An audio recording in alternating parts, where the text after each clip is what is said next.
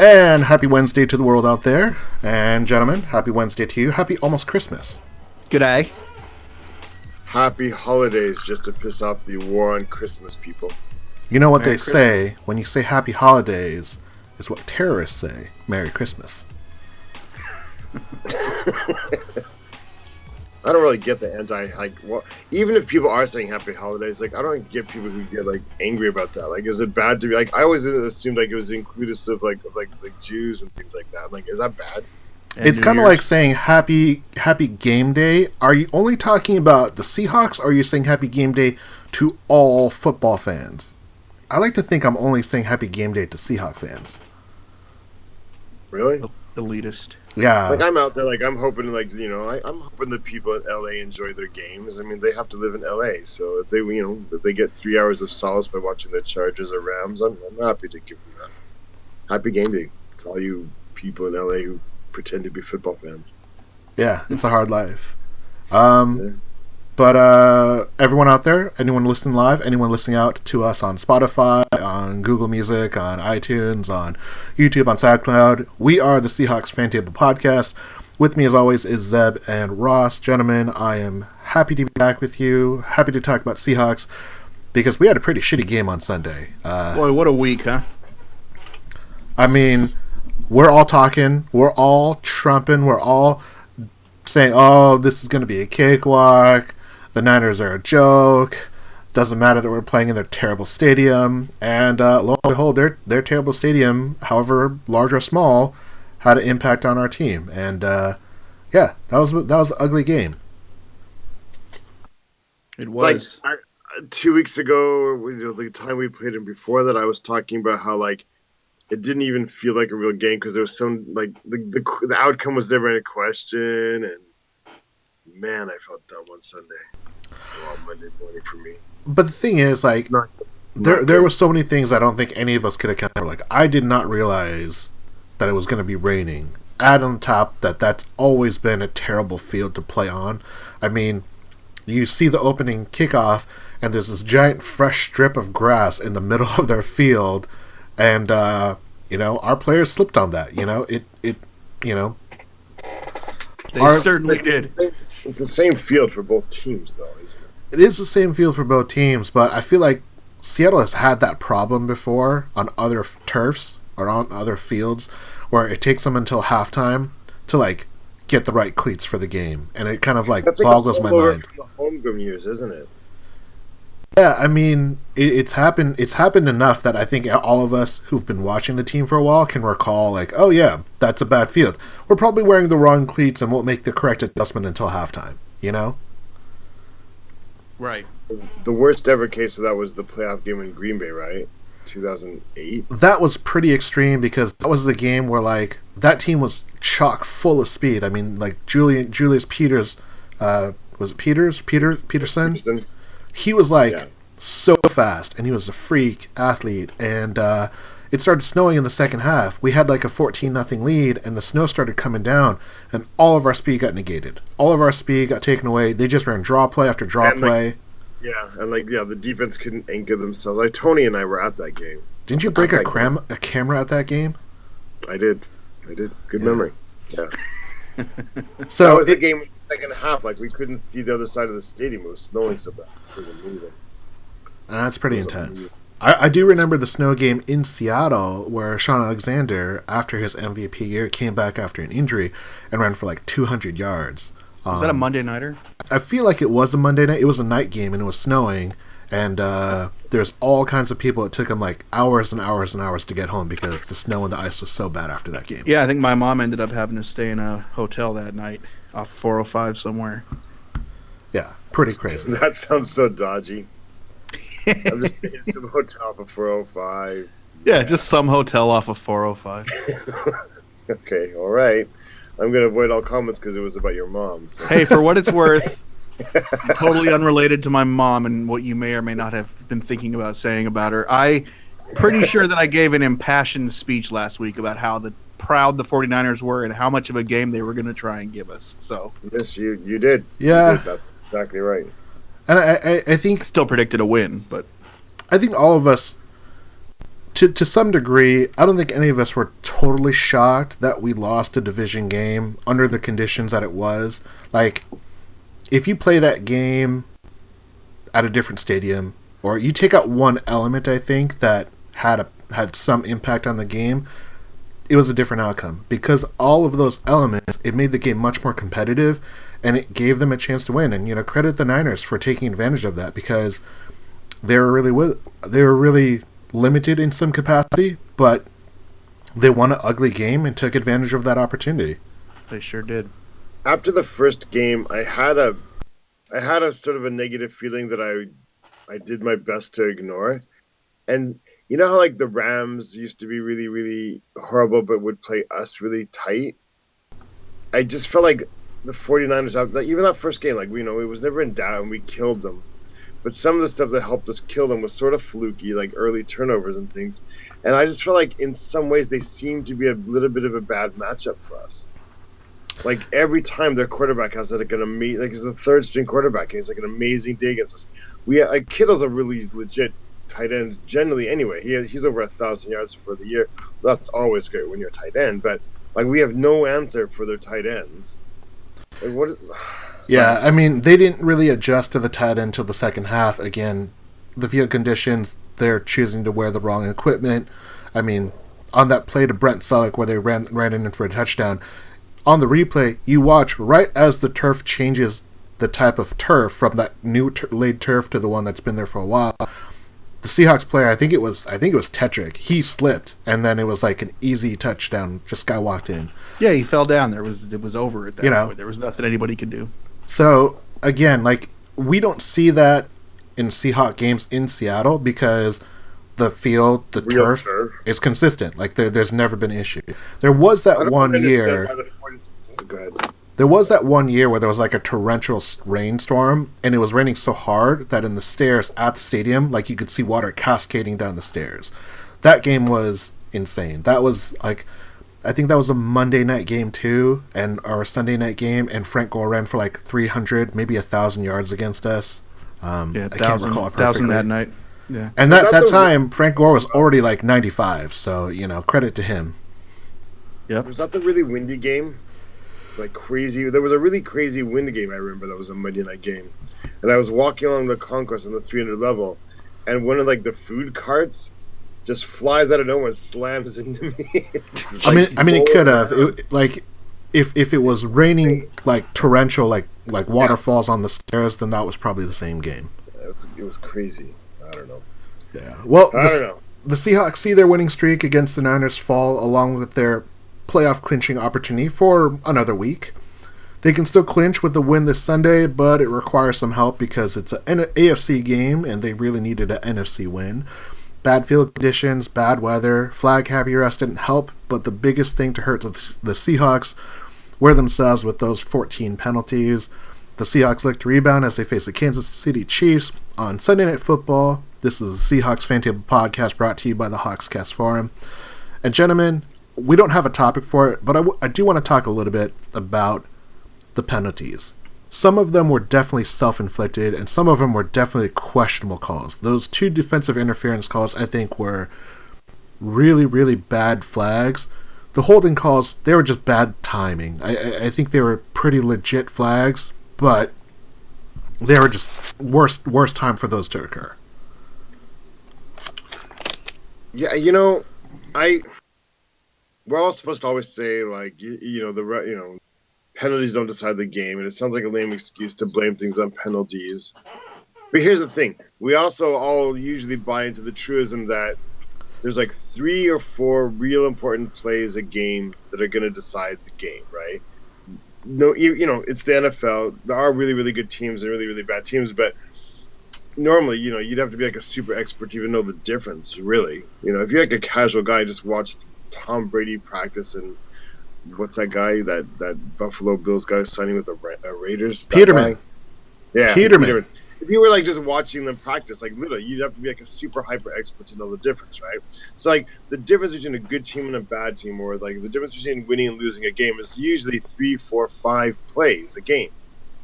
So even though we like to pretend that penalties shouldn't matter because in theory they're kind of equal or whatever, if it just happens to work out.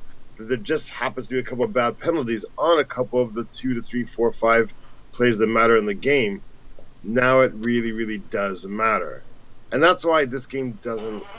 That's why the penalties in this game really hurt. Like, they really did decide the game. You know, it's not decide the game, but they were some crucial penalties at some crucial times that wouldn't normally happen. And some of them were just ridiculous. The overtime pass interference guy, I've watched it 100 times. I'm like, what are you talking about, man? Yeah. You just start assuming it must be a penalty if it looks even slightly awkward or the guy didn't catch something you think he should catch, so probably was a penalty. That's not good enough. And the thing real quick on that point is Shaquille Griffin has actually had that play happen to him 3 times.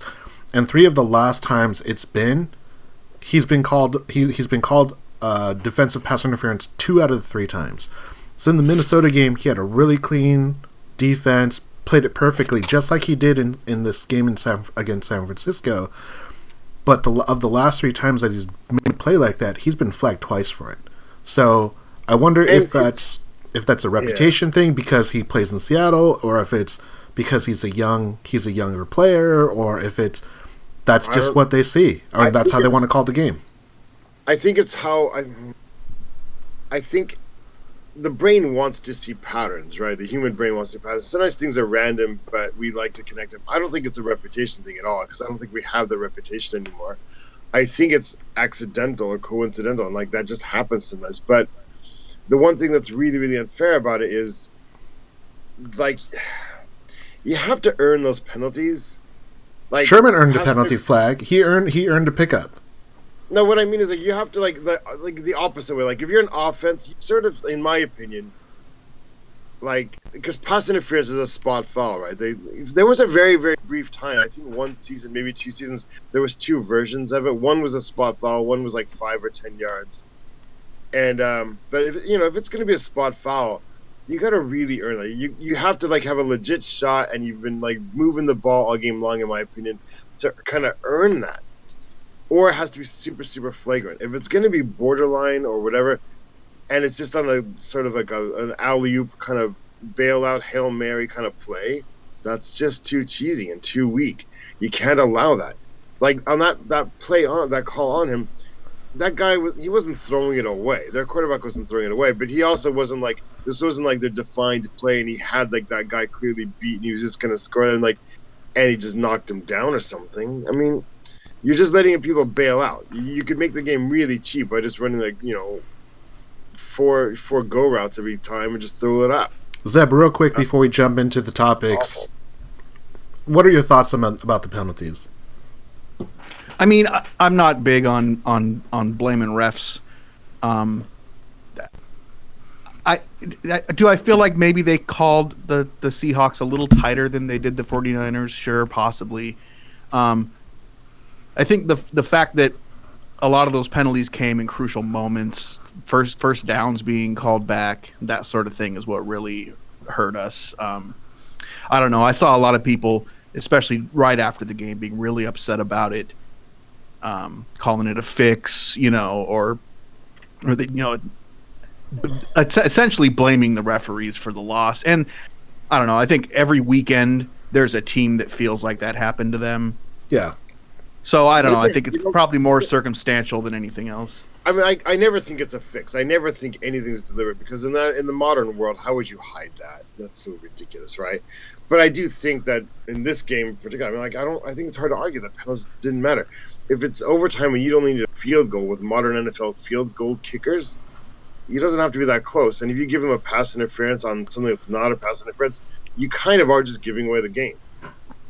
I mean, you really are just going, here, like, we already had our possession. I mean, that's our responsibility. We didn't score, and we could talk about that. But, like, you're just giving him the field position to kick the field goal. You're just giving it to them. Yeah. And they didn't earn it. They did not earn it. Like, I just threw that ball up. Right. Yeah. Real quick, Twitch chat chiming in, Tony chiming in and calling out Ross and says, what about the part where it's Ross's fault for jinxing us? So... Ross, you got called out.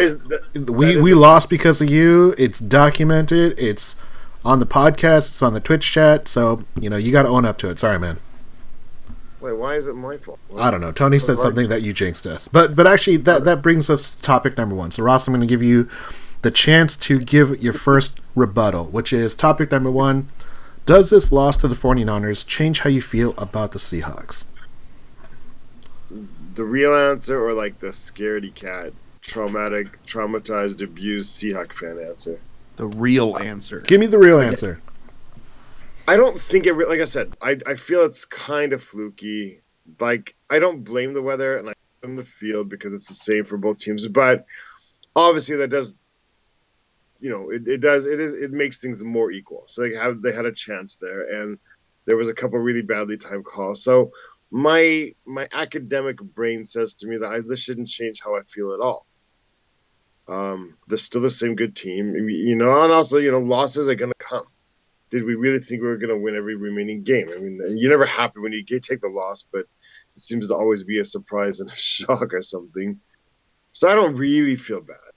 But there's a part of me that's kind of going like that deep inner animal core going, uh-oh, I've seen this before. Uh-oh.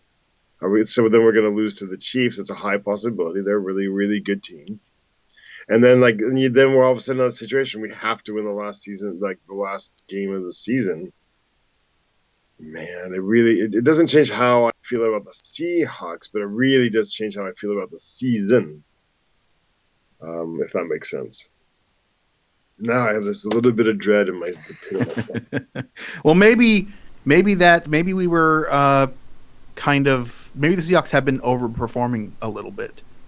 And we were really juiced about it, right? So, I don't think there's any grand implications or there's anything that happened in this 49ers game that's indicative of a downward spiral or the team not being as good necessarily as we thought they were. I think they're pretty much the team we thought they were all season, which is a 6-10 to a 10-6, somewhere in there, right? A 8-8, 9-7 type of team.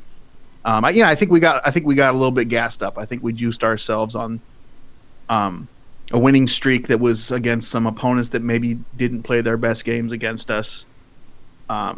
Quick question though. Last week we talked about whether we thought the defense had sort of turned a corner. Yes. How do you feel about a defense now? I think that the game against the Vikings was a perfect example of when we talked about this a little bit. It was a good game for the defense. It was kind of the perfect storm of maybe the Vikings having a poor plan, a poor scheme going into the game, and the defense playing jacked up on prime time, and they played phenomenal. They played lights out, but I don't know. I can't help but feel like the Vikings didn't give us the best game they could have. They made some changes that week, and then all of a sudden they dropped a 40 burger. You know what I mean? I don't feel like the defense played that terrible of a game. I mean, credit to Nick Mullins. I mean, I kept saying that he was going to get knocked out of the game, and I kept saying for 2 games in a row, Nick Mullins, he's not going to be able to finish the game. He's going to hang his head in shame and Gatorade towel at Cam Newton. I was 100% wrong. That guy was nails. I mean, I don't know a quarterback that could take 6 hits on 8 drawbacks like he did. And the Seahawks butchered him. Credit to him for getting that ball out. Yeah, he got a defensive pass interference and they just ran the ball to get to shorten the yardage. But I thought the defense played really well. I mean, they gave up the special teams touchdown, but that's not on the defense. So That's already taking them down to 19 points. Then they kicked 4 field goals and 1 touchdown. The big drive they had to go the length of the field, 92 yards, that was their biggest drive. They got shut out multiple times. And most of the times, if the Seahawks can trade your touchdowns for field goals, they have a chance to win. And they did have a chance to win. And I think the Seahawks defense did enough. But, you add all these crazy elements to the game, and it made it really competitive, and the Niners came out ahead. So kudos and credit to them. No credit to 49ers. Yeah. You can't even admit where you live, where you play. Well, Zeb, how about you? You talked about it, but do you have a huge change in feeling about this loss? No, not at all. I feel pretty much. I mean, yeah, like I was saying, I was more excited before this loss because things were going so well, But yeah, I think what this loss maybe does is kind of brings us down to earth a little bit as far as our expectations. I think most of us had this upcoming Chiefs game circled as a probable loss, and I don't think there's anybody that doesn't believe that the Cardinals are going to do their best to play spoiler against us. Yeah. So, I don't think anything changes about the team itself. Maybe our expectations change a little bit. I don't know. I still feel like we probably lose to the Chiefs, although I do believe we hang with them, and I think we probably beat the Cardinals in the end to clinch that playoff spot. And then we're in the tournament, and none of this really matters. So, right, exactly. I don't know. I'm definitely not giving up. I'm not throwing in the towel. I don't think the Seahawks are a bad team now. When last week I thought they were a pretty good team. So that doesn't change at all for me. I think there's a lot of things that helps me walk backwards from like freaking out and completely like disarray. It's a division game, so division games they're always going to be tougher. Look at the Dolphins winning on a last second like double lateral to win the game. So division games are always going to be weird. They're always a chance to be fluky just because you know that other team so well. So that's a component. Add the self-inflicted wounds that I think was the bigger penalty or bigger impact to how it made the game more competitive. The only thing that I really take away from this game in this loss is the injuries. Jordan Howard was the starting right guard in place of DJ Fluker. In the games that he played, Jordan Simmons.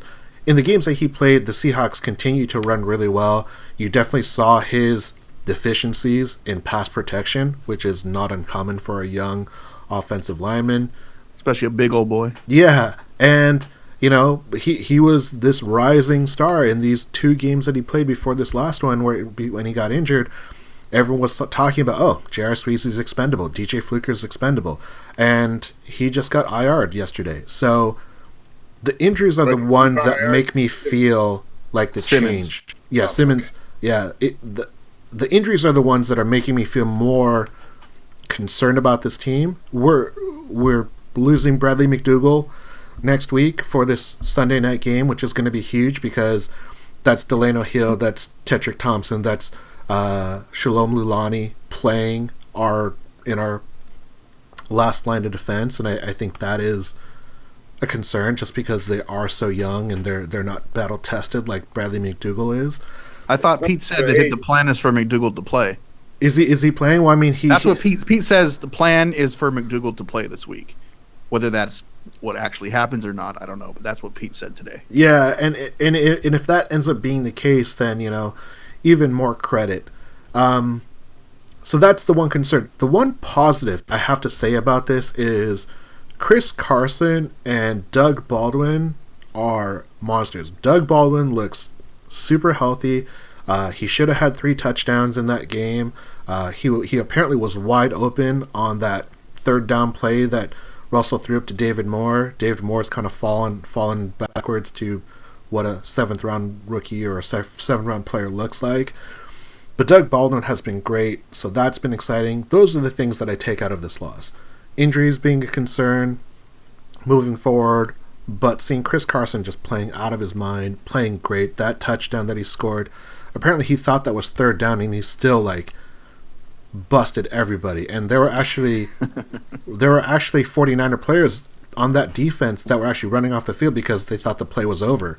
And he just fights 3-4 times harder and gets that touchdown. So, special shout out to those 2 guys. Yeah, Doug played lights out. It was good to see him kind of back to true form. That his second touchdown was amazing. The play of the game for me, for sure.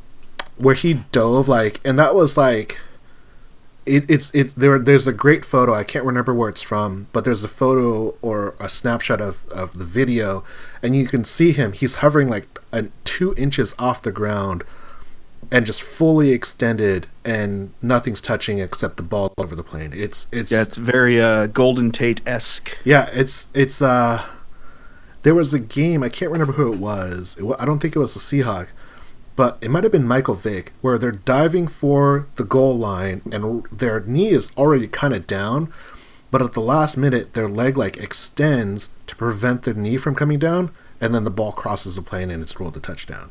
So pretty crazy. The videos obviously speak for themselves, but glad to see Doug a lot healthier than he has been all year. Yep, definitely. Final thoughts on the loss and the Seahawks and the Niners. I'm over it. I'm past it. Were those injuries related to the field? No. I mean, I'm willing to give the field partial credit for why we didn't play well, so I'm willing to give them credit for hurting our players. I'd like to know, because I feel like there's going to be a push for some of these really bad. Like, if you live that far, like San Francisco and the Bay Area, it's not LA. So I don't think it's really easy to keep grass alive. I went to school in that area for 5 years. It's hard to keep the grass in that area alive year round. So I feel like if there's some excuse around, we can there'll be a bigger push for them to get real, like, turf, whatever the Seattle use. Yep. Because it's ridiculous they have to play on that. Yeah, it sucks. It's ridiculous that they think they're going to be able to keep grass alive. I mean, like, winter in that area, or fall and winter, it's not that much, like, warmer than Seattle. It's not. Especially where they're out in Santa Clara. They're not even properly in the Bay Area. You got to go over those mountains. So. Yeah, come on, tech nerds. Figure that shit out. Seriously. It was some smart grass. Seriously. I mean, it's a goddamn brand new stadium. I mean, like, right. Yeah. Why couldn't they have the system like the Arizona Cardinals have at least? It's like their field is like a cartridge. Yeah, but they also play in a dome, so they can protect it from the elements too. Well, you know what? Like, again, you're a bunch of smart guys live in that area. You can figure it out. Yeah. Anyway, let's move on to topic number 2. So, Zeb, I'm going to hit you off this first, because I know you're all about the accolades. Are postseason awards important, and should they be? I think they're important as far as long-term legacy type stuff goes. I mean, at least a few of them, right? I think people remember who won MVP and that sort of thing. But a lot of it's trivial, I guess, or arbitrary, like how they pick who wins Coach of the Year and that sort of stuff. Walter Payton Man of the Year award, does that count? Like, who's picking these guys? Like, who's deciding that? Man, they're pumping that award up now, aren't they? They love it, yeah, because that's kind of their humanitarian award, right? They did not shut up about it last game. Is it because of everything else that's going on that the NFL is emphasizing it so much now? I think it's a draw. Yeah, it's a way to kind of like show good feelings. I've just never seen her pump so much like that. They would not shut up how you wear the badge the entire rest of your career, and like, dude, like, I didn't know that. Nobody's ever. What are you talking about? It was a little weird, I thought. But I you know what I think? I think that the fact that they have that big award show, what is it, the night before the Super Bowl? Yeah. It's ridiculous. Like, all right, fine. Like, I'll watch the highlights or the condensed version to see who won, but I'm not tuning in for that stupid show. So yeah, I mean, I don't know. I think it might be important to the players, and if it is in that case, then I think, yeah, it's important to a certain degree. But I don't care so much about it. Ross, what about you? Do you think they're important? Well, what? Okay, I think they should be. I'm going to answer the question in reverse. I think that they should be. I think there's a little bit of a credibility problem. Like, we've mocked the front office award and the Coach of the Year award because it's just been ridiculous sometimes. So, but it should be. And like Zeb alluded to, I feel like, for us as a game, it's a hobby and it's an entertainment thing. I think it's easy to forget that for the players, it really is like a job, right? They work at this year round. So I think it's actually way more important to them than we might pay attention to or than we notice. Like, we hear like, oh, he got Rookie of the Year, and it's like a 5-second, thread on a website or a 10-second mention on our podcast. But if that's your job and you're a player and you get Rookie of the Year, or you don't get it and you think you should have, it's probably a much bigger deal. Like, inside the industry, any kind of awards inside your industry are obviously important to you. When your peers choose you, or your peers or your superiors recognize you, that's really important.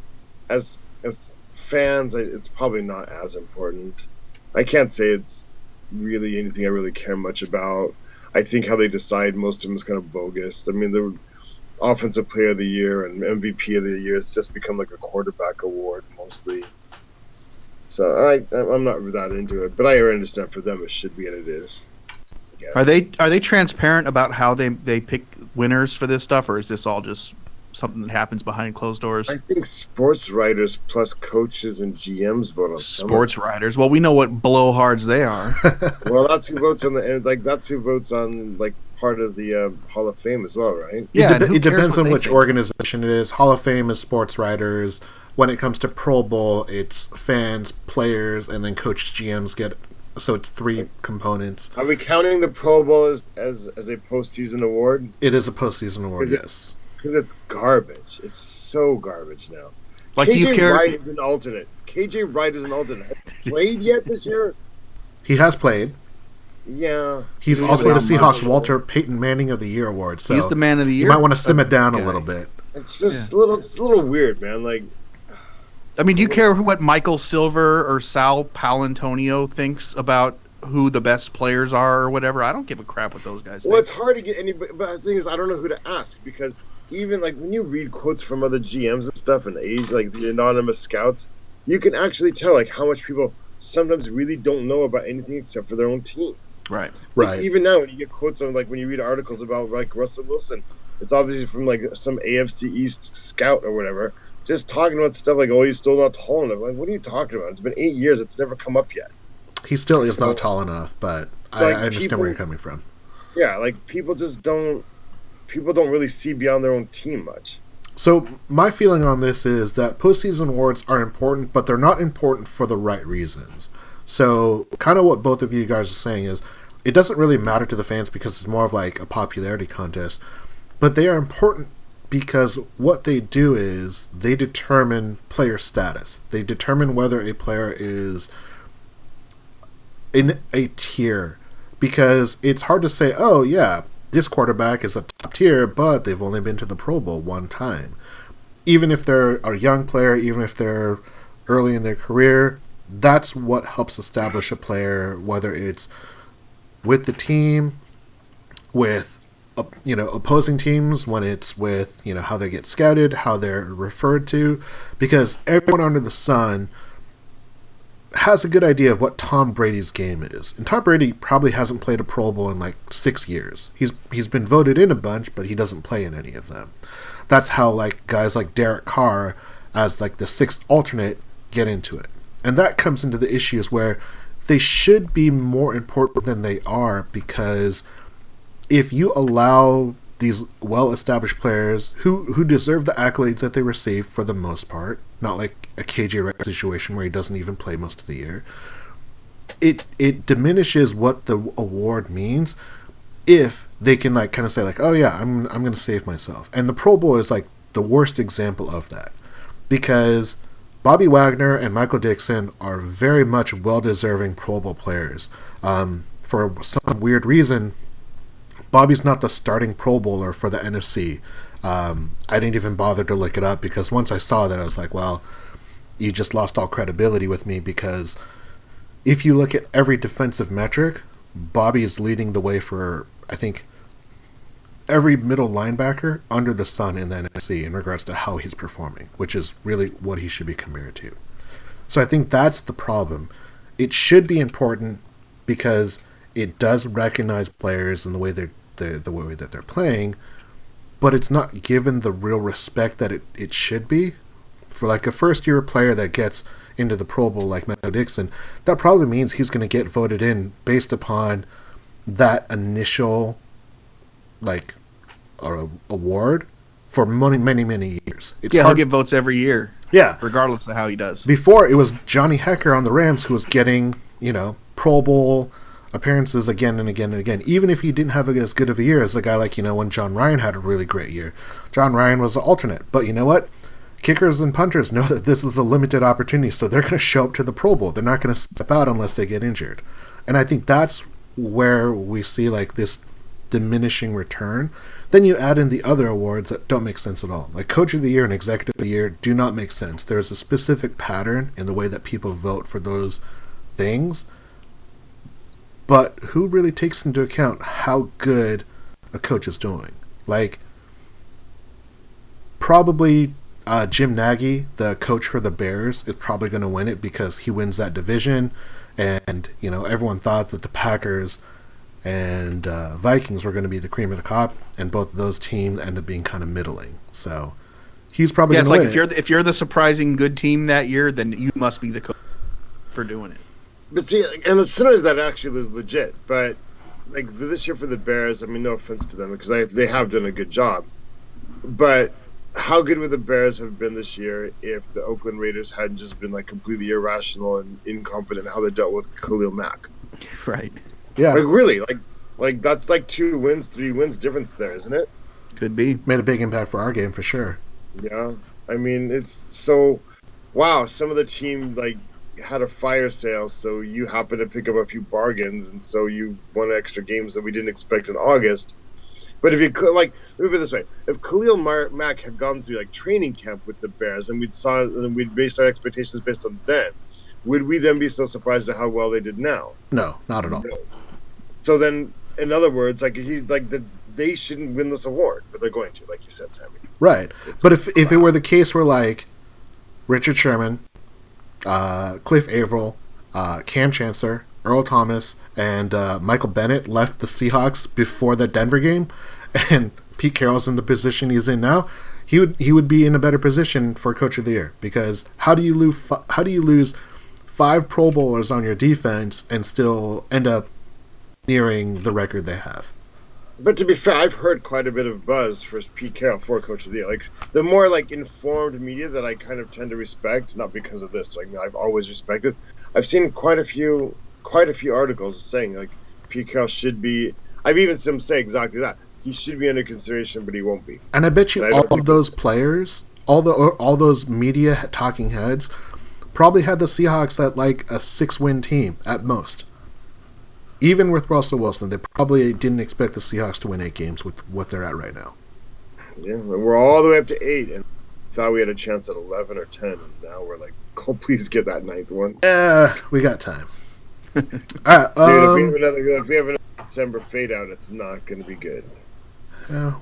We got games. Don't worry. All right. If we lose this 2 in a row, we lose in December. God. Whoa. We got a topic for that, so hold on to your... Slow your roll. All right, well, I am going to give Ross the first opportunity for this topic, because this is something that we've been going back and forth online, on the podcast, on Twitter. Basically, any opportunity that Ross and I have to talk, Zeb included, this has come up in some capacity. If you're interested, this is the topic number 3, the Hawkscast Corner.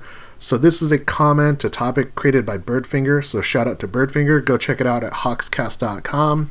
And the question is, extend Russ at $35 million. So just to give a little bit of background, this comes from a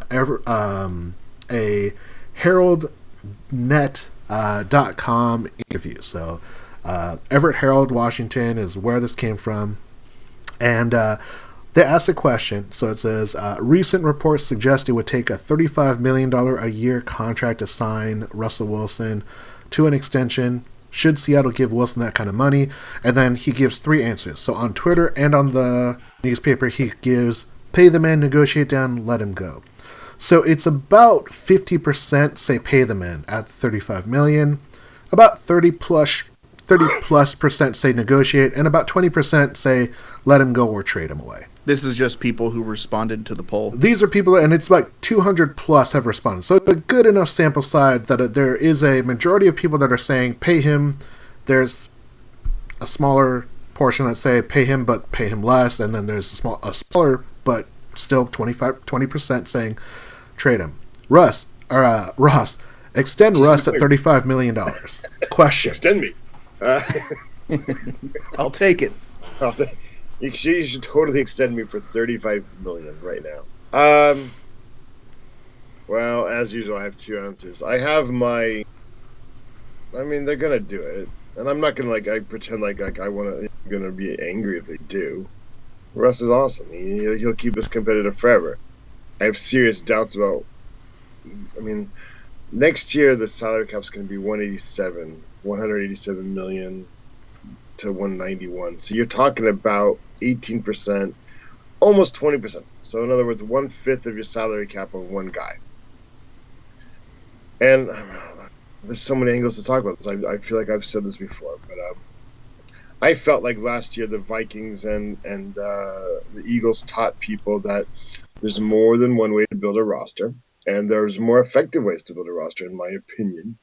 If you have a truly, truly super hyper elite quarterback, then the Peyton Manning way of building a roster probably works. Like Aaron Rodgers.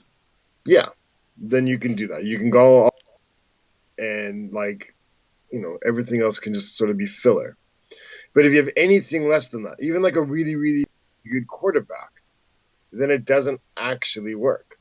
When you're paying the full market value, what the market says is like these really good quarterbacks are worth, when you do that, it gets really, really, really hard to win a Super Bowl. It doesn't happen anymore. So, except, like I said, though the exception is if you have this truly, truly once in a lifetime, not even once a generation, once in a lifetime kind of person like Peyton Manning. Everything else that I see, the information I look at seems to point that if you're going to spend all that money on the quarterback, you're going to have too many other holes in your roster, and you're going to have a hard time. It's hard to find like a rookie guy, or not like a rookie, but a guy on a rookie contract, but I think it's worth the risk. So I won't be happy or unhappy either way. I'm just going to accept it. I'd like somebody to be sort of adventurous. Like Pete Carroll and John Schneider are pretty much as far outside the box and thinking as you can get, but they're not going to take this step. So they're going to sign him.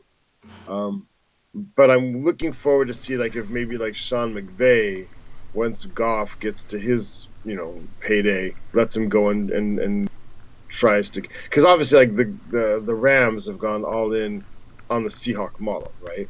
The reason they signed all these people in the offseason is because they have a quarterback on their rookie contract still and they think is good enough. So they're trying to do that. So I want to see if they go to the next step and say, okay, now we're going to let Goff go, draft maybe 2 or 3 quarterbacks out of college and see if one of them doesn't have to be great. He has to be good. Joe Flacco, Kaepernick, these people get to their teams to the Super Bowl and they're not super elite. They're good. And they're super cheap. So all you got to do is find one Baker Mayfield, maybe that kind of player. You got to find one of those, and then I think you're okay. But again, Seahawks are going to sign him. I'm not going to that's not the hill I'm going to choose to die on. That's fine, but I think we should temper expectations because that means you have to hit every other draft pick you make, and you have to find like the super money ball, like UDFAs and unwanted free agents get cut, and you have to find the better way to put it. Well, maybe we can. I don't know. It's going to make it hard to win the Super Bowl when you spend 20% of your salary cap on one guy. There's probably some algorithm somewhere that shows like how much your quarterback is worth to your team based on their skill set and the type of system you run. Yeah.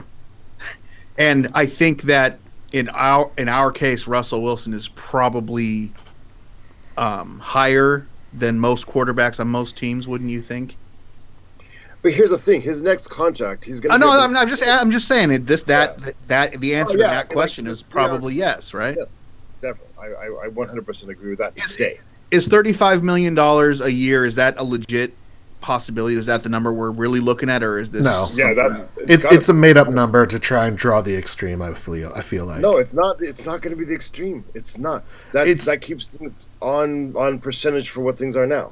I don't think that you're going to see his contract balloon up. I think he's going to get a ton of money, but $35 million. That's not what he's going to get. Let's see. So Zeb, I don't think that number is a real number. I think it's a number to elicit, like, kind of like Ross was saying, it's a percentage. He's trying to keep his percentage of the salary cap the same, right? And that's where $35 million comes from. You know what Aaron Rodgers' salary is? It's 33.5. Right. Yes, he's the greatest of all time.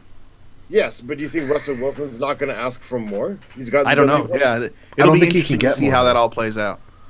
Russell, Aaron Rodgers is 33.5. Matt Ryan's 30. So yeah, the next guy up is going to go to 35. But do you think Russell would be willing to take less than that if he little bit less than that? Our question is 35. Let him go or not? Yeah, I don't know. I think you're right when you say that the Seahawks will give him whatever it is they decide they have to give him to keep him here. I'm glad I don't have to make a decision like that. Yeah, because I really do believe that your philosophy on it is correct for the most part. I think it's a little bit different when you already have a guy that you know is good enough. Like when the Dolphins give Tannehill a second contract, and the Bengals give Andy Dalton a second contract, and Kirk Cousins gets $1 bajillion. I think that's prime examples of guys getting overpaid, guys who did not prove they were good enough to make that kind of money. Where I believe that Russell Wilson has proved that he's good enough. So I think it's a little bit different for us than it would be for teams like that. Right. Can I ask one small interruption question but it's a question to you. Sure. Like you said, Russell Wilson means everything to our offense. But again, in the next contract, if it's 4 years, he's going to be 33, 34. We've long established now that Russell Wilson actually is he can pass from the pocket just as well as anybody else. But if you take away the running element completely or largely, if we assume he slows down and becomes a little more risk adverse as people do as they get older, is he still going to have the same value? I mean, I think this year pretty much shows that for the most part, yes. But because he doesn't run. But here's the thing: is even though he doesn't run right now, defenses still know he can. Right, but they also means that they would have to invest in the offensive line. I don't know. I don't know. I don't Yeah. feel like he's that much of a rushing threat this year. It doesn't appear to me like, again, I'm not watching film. I'm not watching the All-22. I don't know exactly, but I don't feel like the 49ers had a spy in him almost the whole game. And so did Minnesota. Wait, sorry, the 49ers didn't the whole game. Minnesota had a spy on him the whole game. Yeah, and they got burned. With 10 players. Burned bad. But he did. But the thing is, though, so essentially, though, we were playing against a 10-man defense. I think Russell is a smarter runner than he is a good runner. Yes, I agree. When is the last time that he turned on the Jets and outran anybody? He doesn't really do that. He outran the Fatties. Come on, give him credit. Right. That's one of his best runs he's ever had. He had a one in Buffalo his rookie year, but yeah, I agree with you. I didn't say it was the best. I said it was one of his best. Especially recently, it's been a few years since Russell's really been a huge running threat. Right. Since his injury plagued season, what was that? 16? 2 years. Yeah, 3 years ago. I don't know. I think Russell is a smart player. I think we have a proven commodity in him, and I don't. Yeah, sure. I mean, everybody slows down, but I don't think he's in danger of breaking down completely over the next 4 or 5 years to the point where he's not worth paying anymore. I'm just wondering, what happens if they don't have to respect his athletic ability at all. If he's not as aggressive in the pocket, then he's gonna They'll always have to respect that about him. Will they? He's not going to be Peyton Manning in 5 years. Yeah, I mean, he's not Tom Brady taking 17 years to get 1,000 rushing yards. Right. 1,000 career rushing yards takes him 17 years. It's averaging 5 yards a game. Hey, dude, that's 5 more than me. No, it's not. No, I take that back. He had to average 3 1/3 yard a game to get 1,000 career rushing yards. 3 and a third. Like, yes. How a defense will play us will be different when Russell Wilson is older. When I think that's fair to say, but I think that at that time you also have to change what your offensive philosophy is. It means you can't go cheap on the offensive line anymore and let Russell Wilson's ability. Perfect example. When they talked about Ethan Posick and his holds, those 2 holds that he had in his game, Russ and Pete Carroll said that his job is to trust that Russ is going to be able to evade that rusher. So don't hold. Trust Russ can get away. And if Russ can't live to play another day, don't take that hold, because believe that Russ can get away. He can evade. Trust in his athletic ability. So to answer the question of the topic, though, I would tell you that this year I don't think Russell Wilson's he's already not as elusive in the pocket. He's not. Right, he's not. He's not as elusive as he was when he was younger. Yeah. So, what's going to happen in 3 or 4 years? But I also think would it be less? I don't know. I also believe that people have sort of figured out his methods a little bit. Yeah, for sure. Like his spin out doesn't work, not because he's lower, because like they just have the defensive end just rush upfield. Right. I think to answer the question, he's always going to be a guy who's more elusive than your average back. I mean, yeah, maybe if he plays till he's 38, 39, 40 years old, it'll be different. But I don't think the next 4 to 5 seasons he's in danger of changing all that much as a player. Yeah.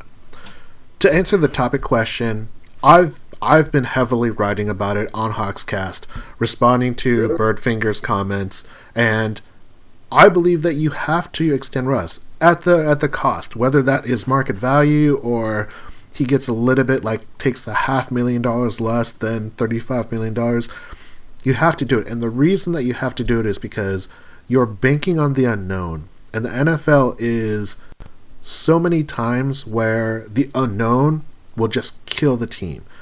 A lot of people say like, oh, well, if you trade him now, you can get like this huge treasure load of picks, and you could turn those picks into great players. But we know that the draft is still a crapshoot.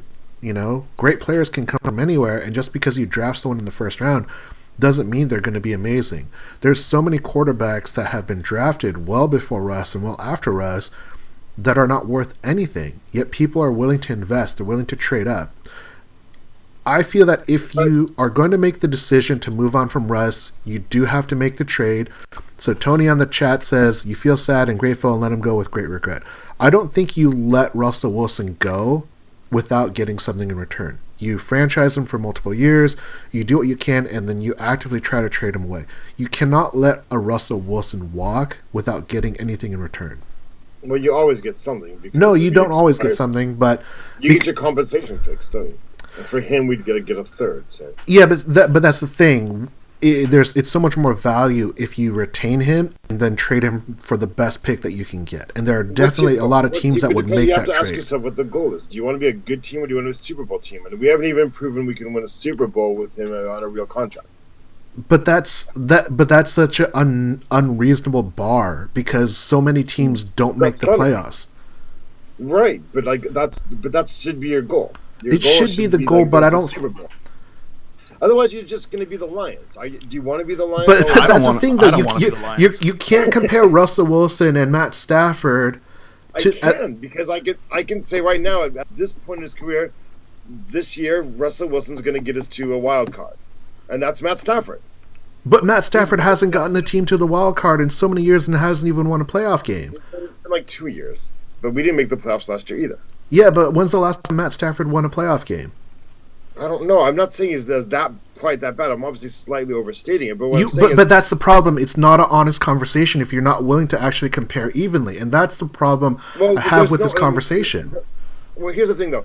Because it's not just like you're talking about the draft picks. And the thing is, there's two components to it. When you get rid of Russell Wilson, God, I can't believe I have to say that. When you get rid of him, it's not just like you're taking the crapshoot and that's the only benefit and whatever. You get the draft picks. You also have $35 million other dollars you actually get to spend on other players. Here's the question though: who's the other players? Well, there's nobody like we've had to. I mean, really, Jerome, like your top choice of wide receivers this year. That's who you wanted. You sat there last February and go, you know what? If we had Jerron Brown, we probably would have done better. Or did we pick up what we could afford because we don't have any money? Yeah, but the big reason why the Seahawks don't have money this year is they had three people retire due to injury, and then they traded and released like half of their defense. That had a huge impact to their salary cap and the dead money than Russell Wilson's contract. Well, yeah, yes, because you spend other money doesn't mean that contract didn't affect things as well, though. Nobody wanted Ed Dickson. I mean, he's worked out, but nobody was sitting there going in February going, "Well, we really do is we need to get Ed Dickson, we need to get Jerron Brown." But the Seahawks don't make flashy signings in free agency anyway. What do you mean they don't make flashy signings? Like Bennett, Averill? Those you're talking about their second contracts. That's not free agency. No. They went after Bennett was a free agent signing. He was a free agent, but he wasn't flashy. They didn't spend a truckload of money to sign him. Bennett, they got him in the bargain bin. There was an off market, but they still spent quite a bit of money on him. I mean, it was pretty flashy. It was not flashy at all. Not at first. It was almost like him and Averill were both here on kind of like type situations, if I remember. I mean, yeah, we got him at bargains, but it was a flashy sign. People were like, "Oh my god!" People were like upset, like the Seahawks must be cheating. How can they afford both Averill and Bennett? Because they were already stars. We got it was like a weird market year, I granted, but so like maybe the money wasn't as splashy as it could have been if it had been even a year earlier or later. But there were certain splashy signings. Michael Bennett cost. The Seahawks are not the Green Bay Packers. They like to go after celebrities. Like we went after Harvin. That was a trade, obviously, and that's my whole problem with the conversation. And this is not directed at you particularly. This is just about the conversation in general. Everyone who wants to look at the route of moving on from Russell Wilson, whether through free agency or via trade or any capacity, it's about all these theoreticals, and that's the problem. I fully understand that it's not a lot to work off of because a lot of teams don't even put themselves in a position to lose a franchise quarterback, regardless of the actual caliber, because guys like Tannehill and Stafford get monster contracts regardless. But there's a lot of theoretical that goes into the fact of like, if we do this, we can let this go. If we get a star player in free agency or a star defensive player, a star offensive player who costs a fraction of what the quarterback costs, we would be a better team because we're going to have someone that could be not as good, but good enough. That's a lot of ifs. You know, I think what really has to come into play is if the Seahawks realistically want to move on from Russell Wilson in any capacity, they have to spend the draft capital. They have to go out, trade up for whatever pick they need to secure a quarterback and say, this is our future. And Russell Wilson, the writing's on the wall. You're Alex Smith. This is our Patrick Mahomes. We're going to hitch our bandwagon to him, and we're going to give up 2 first-rounders to move up 27 spots. The thing I don't think you're considering is that it's not just that you're going like what's the lowest common like level of a quarterback you can get away with if you still have the money to spend on other positions. So you don't actually have to get a Patrick Mahomes. Like Joe Flacco, and I mean Kaepernick was good, but he wasn't great. He was like, let's like not build up the mythology of what Kaepernick ever was. He was never like an amazing quarterback. He was good, and he was difficult to deal with because of his athletic ability. And a lot of teams were not prepared for that. Right, and Flacco's a very conventional quarterback, and he was good. Right, he's never been that accurate. He's got a good arm, and he's been good. I mean, going back and back and back, and again, I mean, so. You can have a lesser quarterback and still do well. I mean, like last season, the Case Keenum with the Vikings. I mean, they did not have an elite quarterback. They were really close to the Super Bowl, really, really close, because they had an elite defense and all these other things they did. And then they made a really bad decision of trying to get an elite quarterback, and look what it's done to them. Yeah. We gotta move on though because we're running out of time, so I don't want to keep it too long. But this is a very, very heated conversation because depending on who you capture in the conversation, if it's that 50%, if it's that 30%, or if it's that 20%, people have strong opinions, and I fully acknowledge there's not a right answer to this because there is not one way to build a team. But it's also one thing to say about what your team is currently set up as, because if you ask any team that doesn't have a quarterback, what would they do to give up to get a quarterback of the caliber of a player, even at the level of a Matt Stafford, and then compare that and jump it and push it up to a Russell Wilson? That's the thing. I think a lot of teams, and the two things, like I've already spoke too much, but the two things I want to say is, yeah, I mean, like that's the thing. A lot of teams are playing to be good. They're not in it to win the Super Bowl, which I think it really should be your goal. A lot of teams are just playing to make money, right? At this point, no, I feel that teams think that this is the way to win because everyone who's in that organization is 50 years old, and this is the way they've done football for 30 years. Like you just said, there's more than one way to build a team, but really, not many teams are willing to do that. Not many GMs are willing to risk their career on taking a chance. That's why Sean McVay in LA is going to be such a great study of what happens with Jared Goff. If that defense can stay together, and if Todd Gurley can continue to be that dynamic, then maybe Jared Goff is a lot more expendable than everyone realizes. That'll be interesting. But I have a deep suspicion though that Sean McVay gets captured by the system. Yeah, I think it's highly possible because they're going to get flush with money too at some point too. Yep. All right. Well, we got to move on. We got to move on to topic number 4. So Zeb, going to kick this off to you. And we want to know, the Kansas City Chiefs coming to Seattle on Sunday Night Football. What does it mean if the Seahawks lose to the Chiefs? If the Seahawks lose to the Chiefs, then that means that the Seahawks are probably not good enough to win deep in the playoffs. And I don't think there's anybody that's going to argue that the Chiefs aren't a better team than the Seahawks. They've had a better season than us. They're farther ahead of us at this point. The Chiefs are expected to get close to the Super Bowl. The Seahawks are not expected to get close to the Super Bowl, and I think that's just kind of the way it is right now. Other than that, I don't think it means a whole lot. I think what means a lot more is the game after the Chiefs game when it comes to the Cardinals. That's a game where you lose it, then you're clearly not good enough playoffs this season. So I think the Seahawks are going to give the Chiefs a good game. I don't necessarily expect them to win it, but at the same time, it wouldn't surprise me if things work out that way because this is just that kind of team. So I don't think it means a whole lot if they lose. So Ross, what about you? What do you think it means if the Seahawks lose? If we lose, I think it means we're going to really find out what this team's about because you're going to have a whole bunch of young guys, a lot of rookies as well who've never played a 16-game season, playing the last game of the season for the playoffs, and it's going to be pretty high stress and high pressure, and we're going to see what they're really made out of. That's mostly what it comes down to. The game itself doesn't mean that much to me. I'm interested to see how we play them, definitely. But I'm the last game of the season that really matters right now, and that's not really a position I wanted to be in. So for those of you that don't know, the Seahawks cannot clinch a playoff if they were to win against Kansas City because Kansas City is an AFC team, and the current tiebreaker situation that the Seahawks face themselves with is that they have to have more NFC wins than it's the Eagles and Washington. That's who they have to really compete for. So Seattle is currently 7-4 in the NFC conference, whereas Philadelphia is 5-6 and Washington is 6-5. So Seattle needs to get to 8 conference wins. So that would have been a win in San Francisco, or it's going to be a win in Arizona at home against Arizona.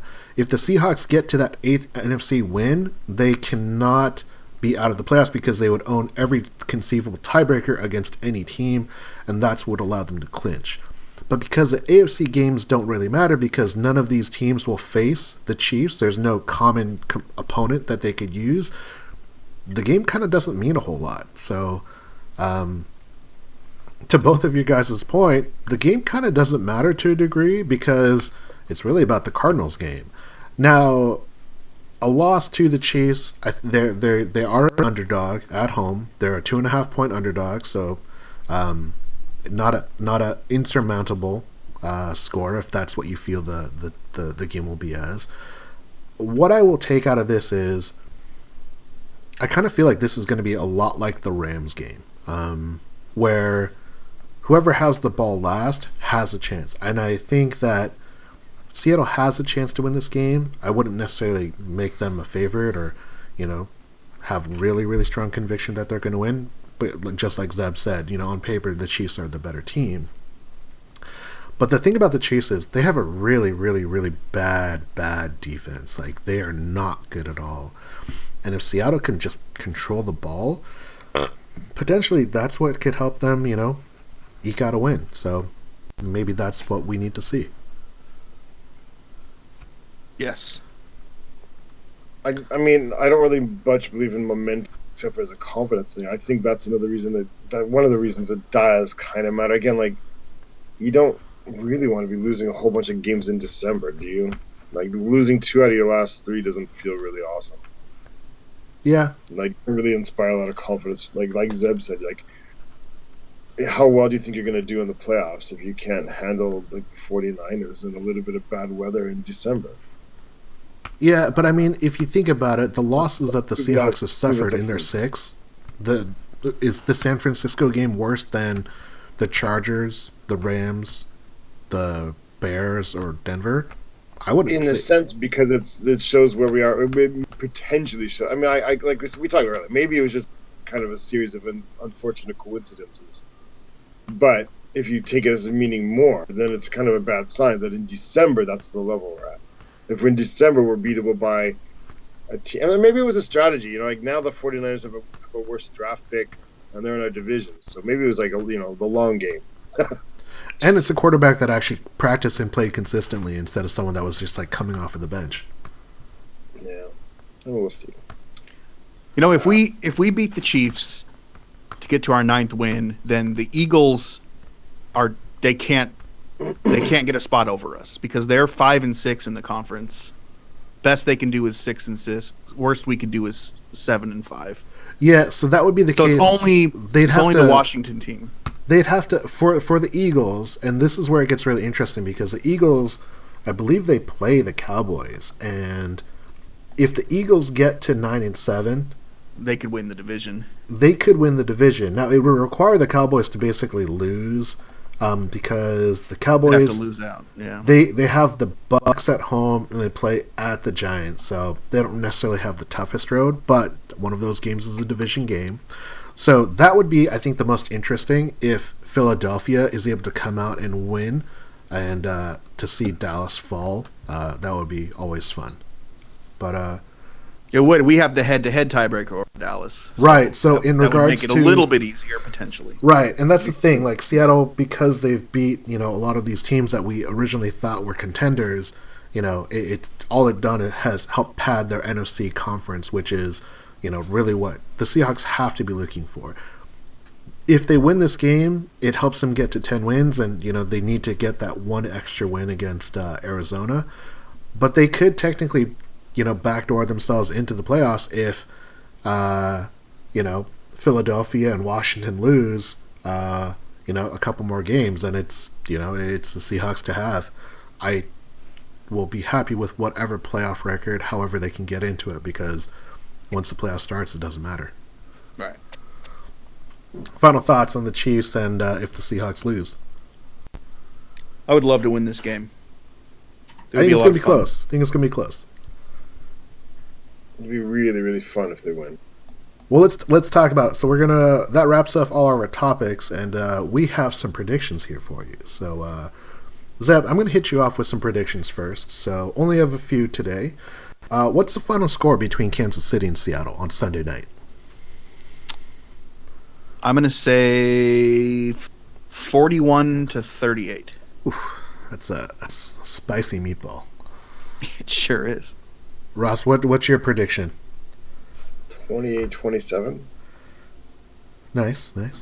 I'm going to go 30-27. I think the Seahawks lose, but I think it's going to be a close game, and it's going to be really respectable. I'm predicting the Seahawks win, by the way. Okay. Zeb, who's going to have more yardage? The Seahawks passing or Kansas City running? Seahawks passing. Ross? Yeah, Seahawks passing. I think the Seahawks, in order for them to win, they are going to need Russ to pass a little bit more. I think they'll still rely on the running game, but if they want any chance, they need to try and find a lead and make it so that the Chiefs end up becoming a little bit one-dimensional. Who's going to have more attempts? Seahawks running backs rushing or Patrick Mahomes passing? Mahomes. Ross? I'm thinking. Man. What's he averaging? Like almost 48 attempts per game? He's throwing, I mean, it's Andy Reid offense. He's throwing it up a ton. Yeah, and like they lost that beater dude. Mahomes passing attempts. I think that if the Seahawks are going to win, if they rush, it's going to limit his opportunities. So I think the Seahawks are going to have more rushing attempts. Oh, that's true. I changed my answer. All right, so here's my favorite for the night. Over under Seahawks rushing 195.5 rushing yards. Zab. Under. I mean, like the Chiefs have a really bad defense, and that's one of the biggest weaknesses in their weak defense. But that's a lot of yards. They had over 200 against the Rams. They did 200, but like you have to get like lucky with a couple long runs. I'm gonna say a hair under. I'm gonna say over. I think if the Seahawks want any chance to win, they have to control the clock. They have to run the ball. They have to limit their opportunities. So if they have to win, that even though I predicted they're going to lose, I'm going to say they have to have more rushing yards. And the last one, this comes from Yahoo. So the over/under on points, Zeb, 53.5. Over. Yeah, I predicted 57 points. So we're all over. I believe that it's going to be a much higher scoring affair. That's a strangely low score, isn't it? Our defense is only average. Their defense sucks. Yeah, but maybe they look into the fact how many points the Seahawks have scored the past few weeks, and it's only been the mid-20s. So are we like 30-point underdogs? It's going to be like 41-10 or something. No, Seahawks are only 2.5-point underdog. So what do people think the score is going to be? Weird. I mean, 53 points. That's two scores in the mid-20s. Yeah, two teams in the 20. It's 26 points averaging each. So, not unheard of, especially if they think the game's going to be close. What's has Kansas City scored this year? Kansas City, a shit ton. Yeah, but I mean, what's like the lowest they've scored this year? Have they had like an off game? Yeah. I think their lowest game is like 20-something points, though. 33, 23, Jesus. 26. 26 is the lowest amount of points they've scored in a game. 26, and the most is 51. Yeah, and they lost that game. Yeah. Right? And they also scored 45. They beat the Bengals 45-10. They lost to the Patriots 40-43. I only see 3 games where they scored in the 20s. 4 games in the 20s. Yeah. They've scored 27, 26, 28. Yeah. But they lost last week, right? They did lose last week, 29-28. They've actually lost 2 of the last 4 games. They have. This is true. There you go. There you go. Something to hang your hat on. Yeah. Like the Raiders played them close. Yeah. It was a 7-point game. The Ravens, oh wow. Actually, you know what? Lately, they're kind of cooling off maybe, like the Rams. The Rams beat them by 3. They beat the Raiders by 1 score. They beat the Ravens by 3. They lost to the Chargers by 1. So, interesting. Yeah. And gentlemen, that is our podcast for the week. Yeah. All right. Shout-outs. I swear I had a shout-out. I don't remember it anymore. Shout-out to Smoke M2D6. Ross, you got any shout-out this week? Yeah, Santa Claus. I've been a good boy. Bringing my stuff.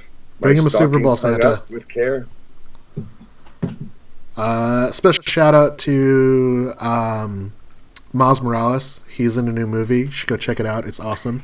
Sure is. I bought some shoes because of him. So whatever it takes to get me to drive that consumerism. But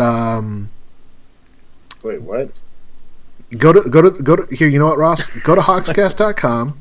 Wait, what? In the Androids Dungeon forum, I put a post out there. Check it out. Got lots of good stuff, so check it out.